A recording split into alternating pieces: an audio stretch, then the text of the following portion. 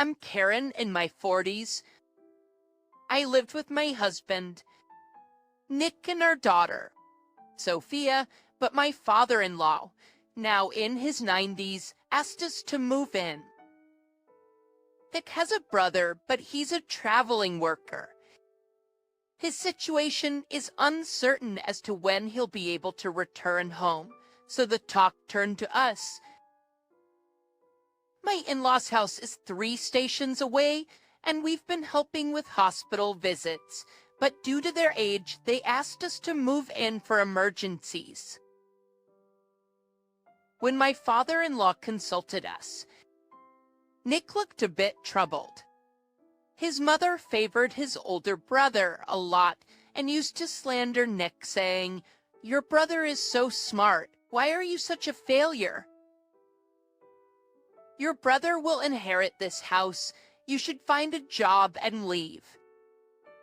I'm not sure if my father-in-law knew about this, but he said, "Your mom is looking forward to living with you guys too."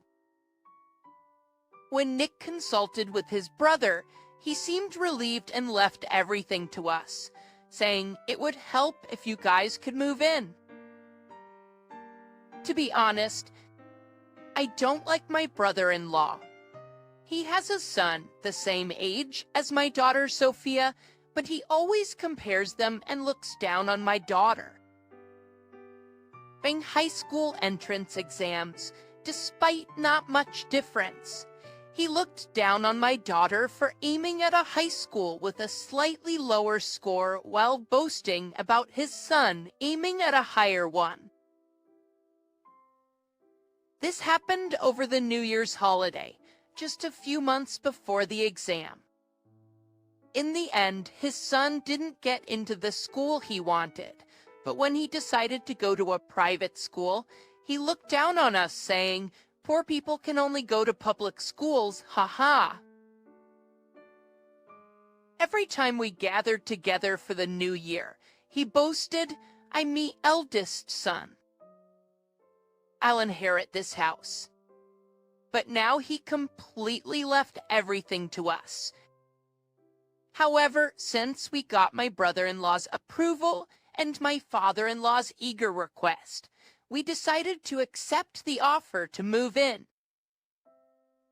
Fortunately, we planned to sell the place where we were living in once our daughter Sophia starts college and buy a new one for just the 2 of us, my husband, Nick, and me. But we decided to think of this move as just a year ahead of our schedule. Upon moving in, just as my father-in-law had said, my mother-in-law welcomed our family warmly. She gave the largest room to us, the next largest room to Sophia, and even offered to clean all the areas except for our room herself. But when she said, "We'll do our laundry ourselves, but could you please take care of the meals for us?" I was more than happy, since I was expecting that I would have to handle everything. Sophia only has 1 more year until college entrance exams. She was a little nervous about the change of environment, but she was relieved to get a decent room. She seemed pleased to be able to use a larger room than before. We decided to pay a few $100s in rent each month and split the cost of utilities and food. The cohabitation started in a much better atmosphere than I had expected. Nick seemed relieved, but after a few months, things started to change slowly. That day was when my mother-in-law was supposed to go to the hospital. Since I didn't know when I would be able to come back, she said, and she asked me to clean and do the laundry. I just had a day off from my part-time job, so I accepted without thinking. However, when I went to the supermarket for groceries, I happened to see my mother-in-law. She was happily chatting with a friend at a cafe at that time. I thought it was okay once in a while after that day. I have to go to the clinic once a week, and I'll need you to take care of the cleaning and laundry every time. I have to go to the clinic once a week, and I'll need you to take care of the cleaning and laundry every time. My mother-in-law says this apologetically, but I'm skeptical about whether she's really going to the clinic. She eats 3 meals a day and snacks in between. She is lively every day, sleeps well, and from my point of view, she seems healthy. I was prepared from the beginning that I would probably end up doing everything, and doing this once a week seemed not a big deal. However, after accepting this, my mother-in-law's request started to escalate. What was once a week became twice a week, then thrice, and on top of that, she said, "Could you please not move the trash can in our room? It's in the best spot right here. I just can't get enough energy going in the morning from your breakfast. I really need a healthier breakfast. Ideally, I'd like at least 5 side dishes. I don't want you to wash that handkerchief with other items because it's important." She even suggested, "Why don't you quit your part-time job? It doesn't look good. Then you could take care of all the housework." Making me do all of the housework and complaining about it is so scary. I brush it off by saying, "I'll think about it." I had some savings for buying a condo, so I figured I could just move out if I got fed up with it. So with that attitude, about half a year passed since we started living together, when suddenly my brother-in-law returned. My mother-in-law was delighted at the news of his sudden job transfer. And as soon as my brother-in-law came back, her attitude changed dramatically. We were kicked out of the room we were using on the day my brother-in-law came back. She said that because my brother-in-law was going to use the biggest room, we should all use my daughter's room. At least thinking about my daughter, my husband rebelled, but they didn't take it seriously. First peoples, we had to use one room for 3 people, but my brother-in-law's influence didn't end there. I was told to adjust the meals to my brother-in-law's taste, to hang his suits in a certain way. Furthermore, my mother-in-law's nagging got even worse. Brother said he wants to eat food with a stronger flavor. I've always felt the same way, but your cooking is a lighter taste. You know what brother hates most is being woken up by the vacuum cleaner. So please don't use the vacuum until brother has woken up. Every time, it's always, "Brother likes this. A brother doesn't like that," and it's like they're implying that everything my brother-in-law says is correct, joining in saying, "Yes, that's right." My daughter-in-law and son won't be coming back. My son will be a university student starting next year. He says he's going to stay at that place until he graduates from high school. When my brother-in-law was saying this, my mother-in-law was nodding in agreement, saying, "That's right." Considering his important exams coming up, it would be pitiful to change his environment. My daughter is in the same situation, isn't she? Despite that, we changed her environment twice, from living alone to a 3-person room, didn't we? Holding back my desire to complain, I quietly carried on with the housework, because I knew that if I complained, it would come back many times over. The last thing I need is for my brother-in-law, who has always looked down on my daughter, to shift his target from me to her. I kept holding back, but I felt like I was quickly reaching my limit. It was the time when I thought I couldn't handle it anymore. My brother-in-law, who'd been drinking, started to fight with my husband. As the eldest son, it's natural that I take over this place. When my wife and son come here, we'll take care of both Dad and Mom. You guys should get out of here quickly. Oh, you can leave right now if you want. Your wife, her cleaning is sloppy and her food is terrible. It's unbearable. Mom's still strong. We don't need your wife for housework. It's tiring to deal with your on-edge daughter, too. I'd be so sad if you guys could leave now. Actually, we don't need you anymore. I'm the eldest son. Now that I'm back, you guys should leave ASAP. We're behind my brother-in-law, who's probably the eldest son. My mother-in-law agrees with him as usual. Since your brother's wife is coming, we don't need your wife anymore. We only need a grandson, not a granddaughter. You're pitiful having a useless wife who can't cook, clean, or do laundry properly. You've always had a tough time.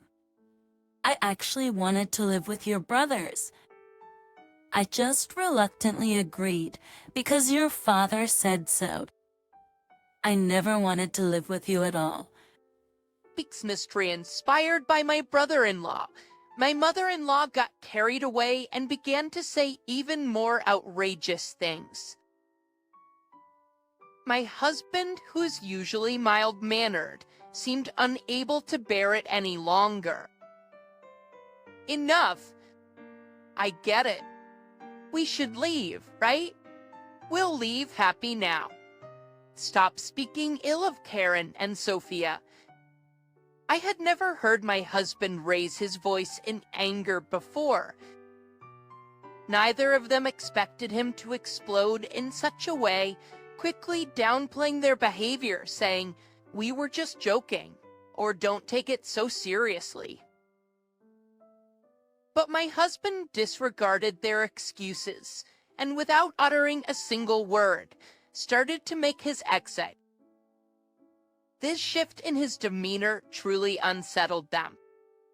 They turned pale and began to cling to my husband, their faces filled with desperation. Their self-serving attitudes were astounding. It felt ridiculous, having tolerated their behavior up until this point. I was in the middle of cleaning up after dinner, but I dropped everything to stand by my husband's side. "We were tired of living with you. If we both want the same thing, it's just right. I'll be leaving soon. Please rest assured." Like my brother-in-law and mother-in-law were both slack-jawed, making fools of themselves. Even I, who had always been so loyal, was now standing up against them. They probably couldn't imagine this as people who always think about themselves. Even now, I cannot forget about their expressions. My bold stance was all thanks to my husband.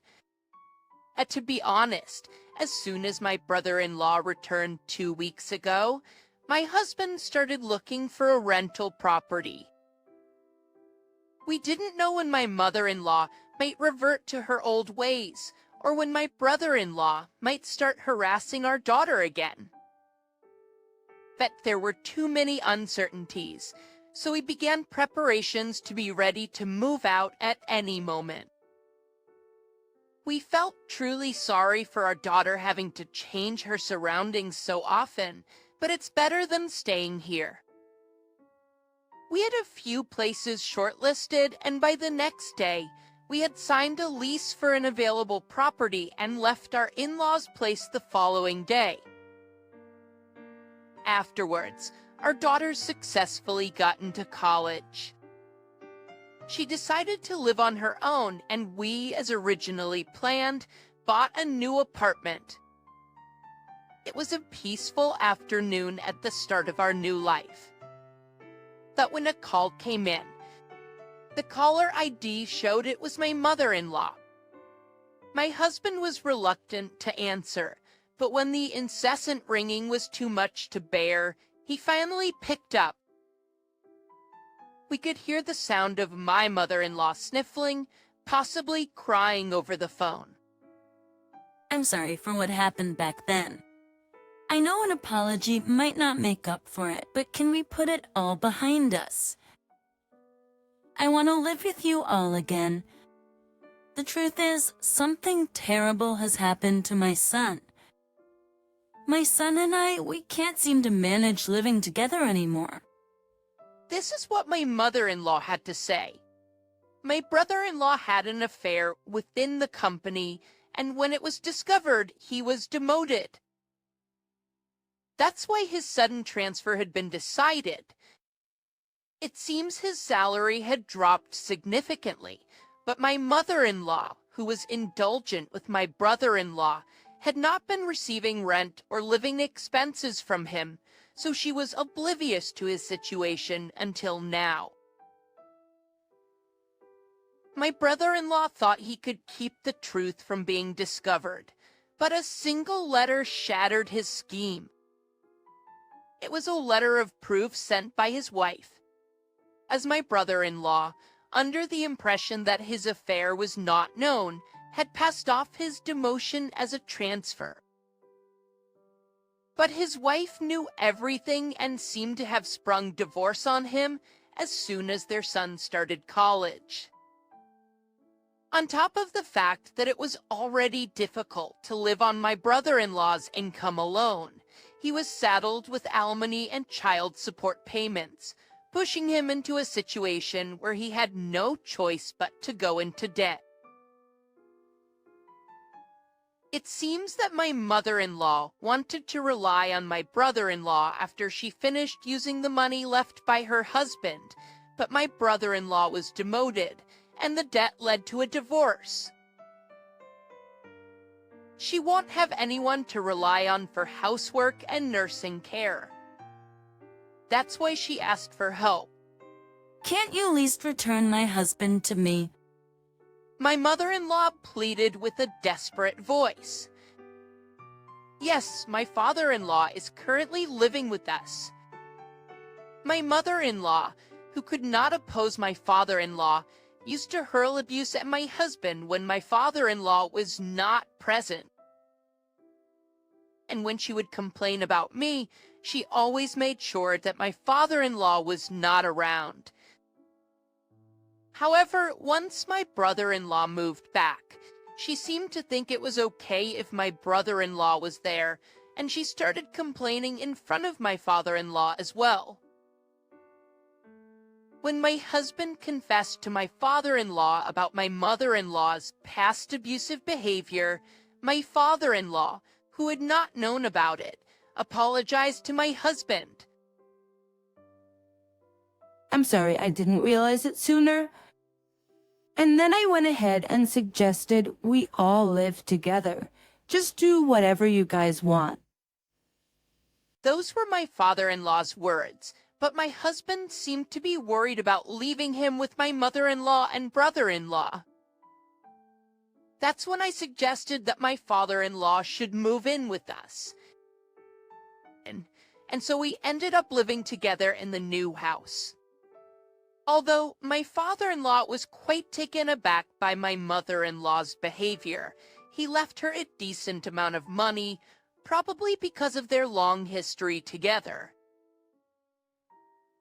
Well, if he continued that life, he would have had it for a year.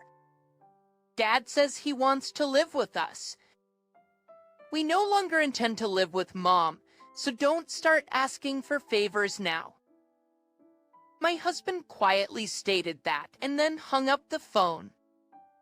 I would have liked him to say more, but given the significant damage already done, I decided it was good enough. According to what we later heard from my father-in-law, My mother-in-law apparently started working part-time at a convenience store despite her old age. Excess. As for my brother-in-law, he was unable to repay his debts with just his regular job and seemed to be working extra hours.